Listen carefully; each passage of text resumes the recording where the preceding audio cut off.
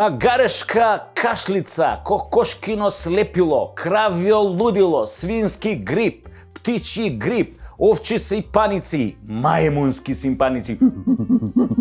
Што е бе следно? Ало, телешка треска, зајачка тахикардија, студена муда од лабуда, ова болестиве од животни што ни се лепат као мени у кафана да гледаш. Само што нели менито е на Светската здравствена организација. За оваа сезона, ќе ве молам дајте ми мачја мигрена со папагалска и холалија као дресинг. Со оглед на тоа дека не третираат као говеда, мора да не плашат со вакви глупости, нели? Ако тезата што ни ја продаваа беше дека некој кинес лапнал лиљак и така се разболел од ковид, се поставува прашањето кој е нултиот пациент што му го опнал на мајмунот па фатил сипаници. И уште тезата дека највеќе луѓе се заразиле на некаква геј забава.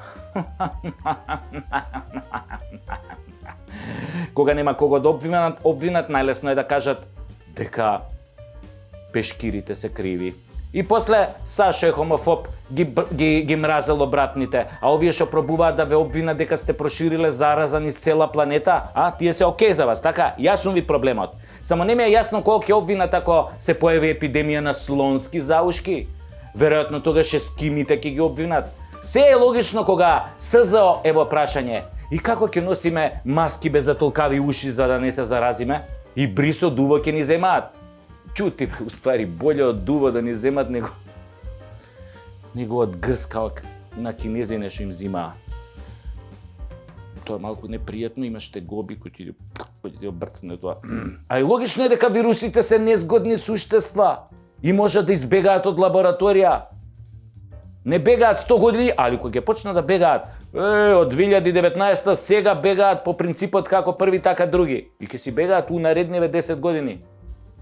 Ако Путин не замаа сите со нуклеарки, па некако вирусиве да ги потамани со нас. Шо знае бе вирус, шо е прувета?